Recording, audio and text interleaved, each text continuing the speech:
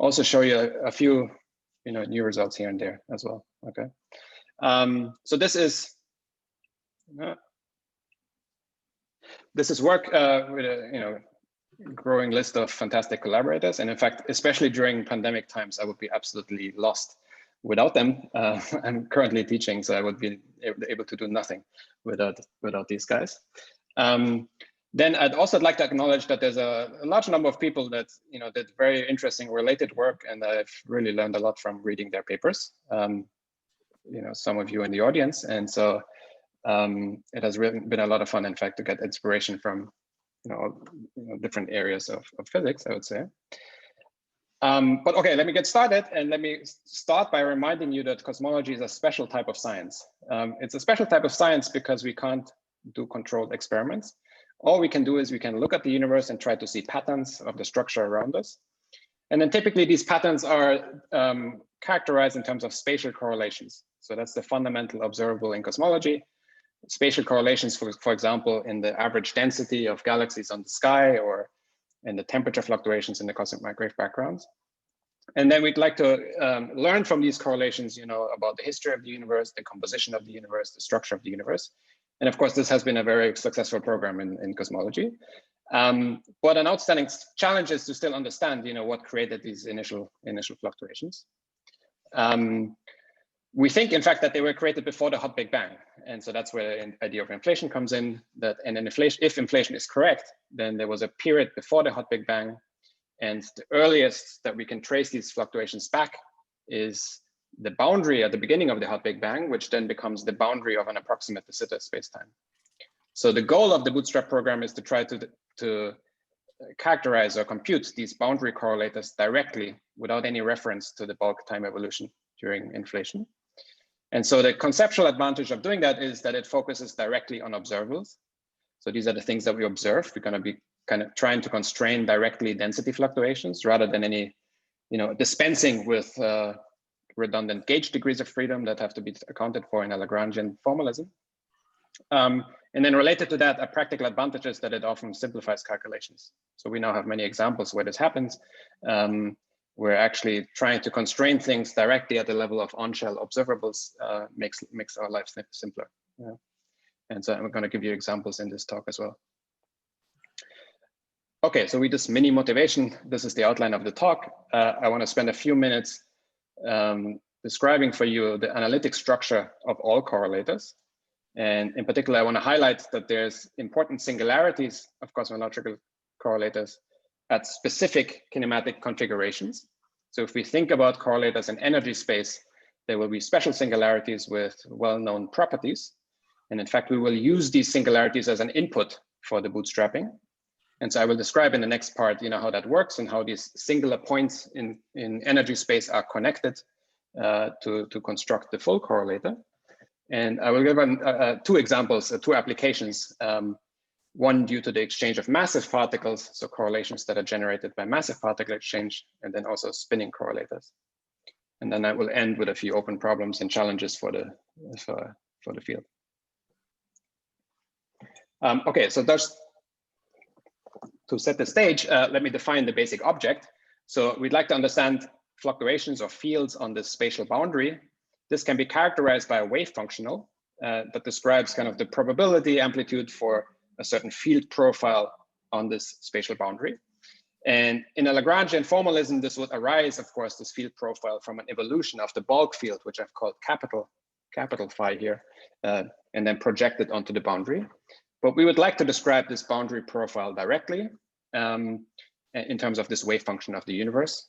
And then boundary correlators are defined in terms of a path integral over these spatial profiles of the field, weighted by the square of this wave function. So in perturbation theory, this wave function can be expanded in powers of the fluctuation with certain kernels that we call wave function coefficients. Okay, and these wave function coefficients can be constructed in a Feynman diagram expansion. Okay, and so this is probably familiar to a lot of you from ADS-CFD, where something very similar, of course, happens. And the Feynman rules are very similar to the Feynman rules for flat space for scattering amplitudes, okay? Except for three important differences that I want to highlight. So first of all, the vertex factor of these diagrams can be time dependent because the space-time is time dependent. You then have to integrate over each vertex, integrate over time. This is something, of course, you also have to do for scattering amplitudes. But in the case of scattering amplitudes, you integrate from -infinity to +infinity. And this then gives you an energy conserving delta function. And so we usually don't talk about this integral anymore. But here we're integrating over only half the, half the time, half the line from -infinity to 0 up to the boundary. And so instead of delta functions, we will actually get singularities in energy, okay, from these time integrations. And in fact, these time integrals are hard often. And so the entire purpose of the bootstrap is to try and avoid doing these time integrals explicitly. And then the final difference is that the propagator that you're using in the bulk of the space-time is not the ordinary time-ordered Feynman propagator, but it's the Feynman propagator with an extra subtraction, a non-time ordered piece, which has to be added in order for this bulk field here to have the right boundary condition on the boundary. Okay, and so this will actually play an important role, this subtraction in the bulk-to-bulk propagator. So during inflation, these propagators will be constrained by the zeta symmetry, but in principle, these vertex factors here could break symmetries. And so all the propagators are constrained by the symmetry of the background, but in principle, there could be interactions that break these symmetries that would then be encoded in these vertex factors. Okay. So let's do a very simple example, the example of a massless scalar in flat space. First interaction that you have is a cubic coupling. So there's this contact interaction in the bulk. When you perform the time integral in flat space, but now over just half the time coordinate from -infinity to 0, you get this pole in the total energy that I mentioned. Okay. If you were to integrate from -infinity to +infinity, you would get a delta function energy. But since we're only integrating up to the boundary, this turns into a pole in the total energy.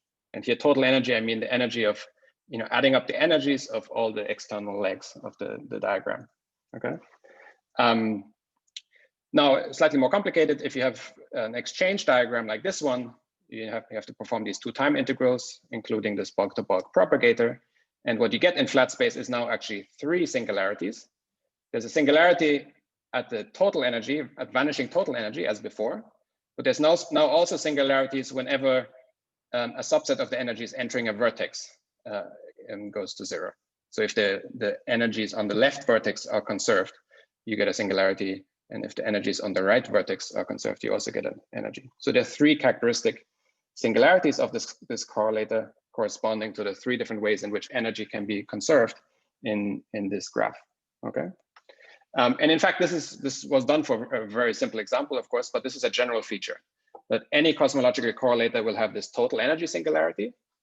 And you can see this from the bulk integrals. So in the limit E goes to 0, this integration will have most of its support at negative time. When you're approaching flat space, the answer will be singular with a residue, a coefficient of the singularity that is in fact the flat space scattering amplitude.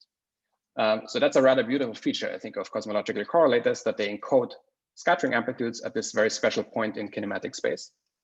And we will make use of this fact later. And similarly, at these partial energy singular points, like for example, if I take the left energy to 0 here, the thing is singular, and then the residue is actually a product of a scattering amplitude on the left, because I'm taking the left energy to 0, and that's basically dragging this vertex to -infinity where it becomes flat space, and a so-called shifted correlator, 3-point correlator on the right. Okay. And it's shifted because of the special property of the bulk-to-bulk propagator that I mentioned earlier, and this shift is defined here. It's a combination. It's a subtraction of these two correlators at shifted points in the internal energy. Okay, this is a detail that won't be so important, but roughly speaking, on the singularity, the correlator factorizes into an amplitude on the left and a correlator on the right, and so that will be another important boundary condition for the full correlation function. Okay, so this was in these specific examples, this was an output of the calculation, but we have argued that this is a general feature of all correlators. And so we would now like to use this as an input so that these energy singularities are a fundamental input that all correlators have to satisfy. And we would like then to construct or bootstrap the full correlator by connecting these singular points. For 3-point correlation functions, of course, it's very simple because they only have total energy poles, only contact interactions, and you can construct them directly from the amplitudes. And you can encode symmetry breaking at the level of the amplitudes on these singularities. In very simple examples, the full correlator, the factorization will be a strong enough constraint to fix the full correlator. But in general, we need more sophisticated ways of connecting these singular limits. And so this is what I want to discuss next. So one way to connect these singular points, of course, is through time evolution in the bulk. And this is very easy to understand, of course, from the bulk Feynman diagram. So we have these two vertices here that, when energy is conserved at each of the vertex, you get a singularity. And these two vertices are connected by a propagator. By a propagator here. And so what gives rise to the full correlator is this local propagation of an internal field. But we'd like to describe that local evolution in terms of physics only on the boundary. And what this corresponds to from the point of view of the boundary is a scaling in momentum. So we describe these correlation functions in the boundary, typically not in position space, but in momentum space. So then for this 4-point function here, this becomes a quadrilateral. And what evolution in the bulk corresponds to is deformations of this quadrilateral. Yeah, so the squeezing and stretching of the sides of this quadrilateral corresponds to evolution in the bulk. And local evolution in the bulk will correspond to very specific changes in this quadrilateral or changes of the signal as I'm changing the quadrilateral. And in fact, this is described by a differential equation on the boundary that I've described here, okay? And so what this differential equation does, so this is a differential equation as a function of the momenta. So here, for example, the momentum K12, that's the sum of the two side lengths, K1 and K2, divided by the internal momentum. That's a dimensionless momentum ratio. And there's a second order derivative operator in terms of this momentum that when it acts on this 4-point correlator, generates a contact interaction, okay? And this is quite analogous to what would happen in the case of a scattering amplitude. If you multiply, say, an S-channel amplitude by an inverse propagator, you would remove the S-channel pole and you would just be left with an analytic function that's an expansion of contact interaction. And so what this differential equation is doing, it's collapsing the propagator and is generating a contact interaction. And so it's a unique differential operator, in fact, that kills all the partial energy singularities. Okay, so that you're left with only total energy singularities that characterize contact interactions. Okay. So in my talk at amplitudes, I was describing the classification of solutions to this differential equation. And so I will not be doing this, but I will try to show you some new things. Okay. But if you're interested, you can go back to our old paper and you will see how the solutions to this differential equation can be classified if you input a classification of all possible contact interactions. The only thing to maybe say about this differential equation is that it's simplest. And in fact, the explicit form that I showed on the previous slide was for conformally coupled scalars exchanging a massive scalar. In that case, in fact, we were able to fully solve and classify the solutions. And then it turns out that more complicated correlators can be generated simply by shifting the weights, meaning the masses and the spins of external and internal fields. So the idea is you start with some seed solution, you act on it with a differential operator, and there's a large class of these weight shifting operators that will then generate for you a whole web of more complicated correlation functions, and you don't have to calculate them one by one, but you just start from this unique seed. Okay. You can just say 5 minutes, and then that's the discussion. Okay, very good, thanks. Something that we realized only very recently, in fact, Nima's student Aaron pointed this out to me, that symmetry breaking interactions like those can also be captured, from the seed if you act with certain transmutation operators on de Sitter invariant seeds. So you can start with a de Sitter invariant 4-point function, act on it with a combination of differential operators, and generate de Sitter breaking correlators corresponding to these 3-point vertices that I've drawn over here. And so this isn't something we just started to explore, but it would be quite interesting if you can start from something with unbroken de Sitter symmetries and generate de Sitter breaking correlators in this simple way. Okay, so then the last 5 minutes, I just want to spend saying a few words about correlators for spinning massless particles with spin.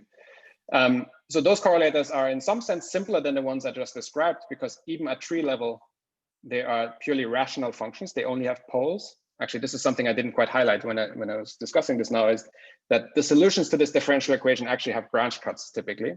They have log singularities rather than just these simple poles that I mentioned. So even at tree level, unlike for amplitudes, even at tree level, these cosmological correlators have branch cuts and not just poles. But in the case of massless particles with spin, actually these energy singularities are all just simple poles, not simple poles of a certain order. Okay, and so they're slightly more constrained in that regard than massive correlators. And so here I'm showing you an example again in flat space where you can generate the 3-point correlators almost immediately by just writing them down, by taking the flat space amplitude and dividing it by the total energy singularity, and that gives the correct correlator. Okay. So in flat space, it's very simple because the poles are all simple poles and there's no subleading things that you have to worry about.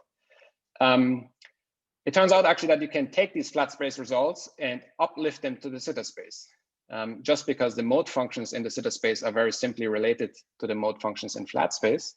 And so you can take the 1/e pole that comes from the flat space correlator, act on it with a certain number of times with a differential operator and generate spin S 3-point functions, arbitrary spin 3-point functions through this differential operation directly by transmuting flat space results.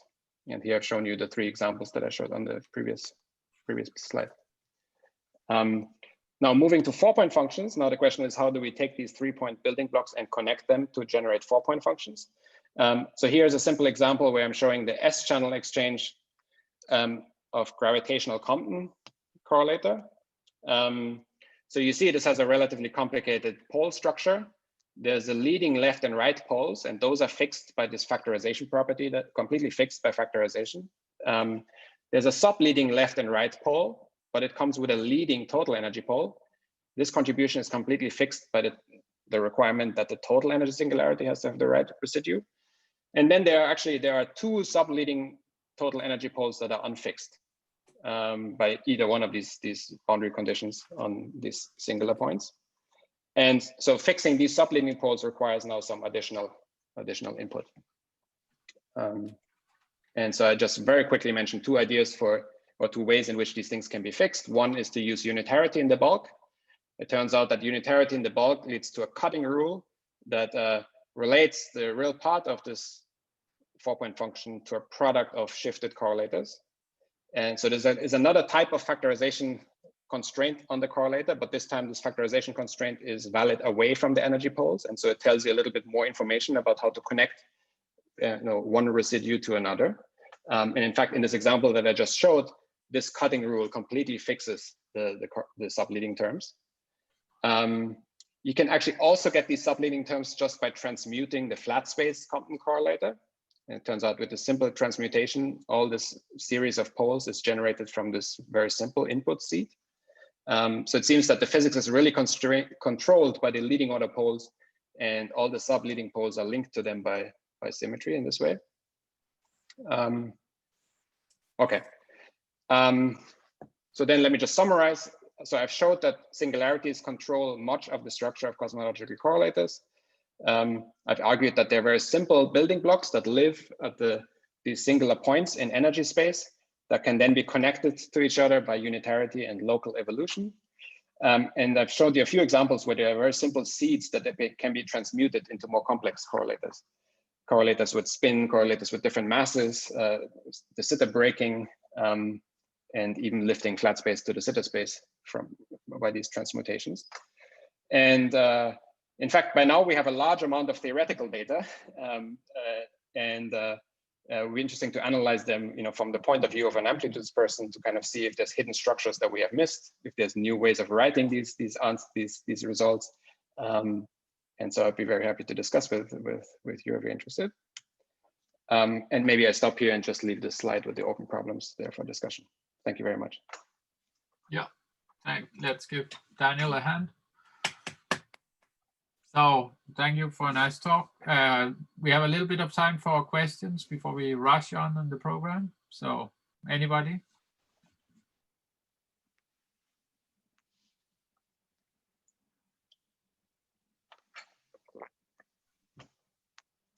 I am. So the first question, you have go beyond Feynman diagram. Exactly, is it like recursive, or what do you mean? No, what I meant is just that so far we kind of bootstrapping each, we're bootstrapping it channel by channel. So in this example that I gave, for example, the S channel, the T channel, and the U channel, the contact, in fact, these are all bootstrapped separately and then put together. Yeah. That goes a little bit against the spirit, as far as I understand, of on-shell recursive ways of generating amplitudes via Bootstrap. And so we don't have available something like BCFW for cosmological correlators and things like that. Yeah. Okay. That's it. Any other question, Gabriel? Yeah, just a naive question. Since you mentioned ultraviolet completion, as you go far back in the past, don't you find a Transplanckian problem? Yeah, actually, maybe I mentioned something else since you asked, because so one interesting feature about this ultraviolet completion is that we actually, so I mentioned, I put a lot of emphasis on these total energy poles, but actually in a quantum gravity completion of these correlators, we don't expect them to have any total energy pole, just because scattering amplitudes will soften exponentially as you approach the Planck scale. And so there's actually a requirement on the UV completion, if it's a stringy UV completion, that it does not have ultimately these total energy singularities. And so that is actually a requirement on what the Veneziano correlator would be for in de Sitter space, that it does not have this total energy singularity, and these total energy singularity are only a feature of the field theory limit of these correlators. Yeah. Any other questions?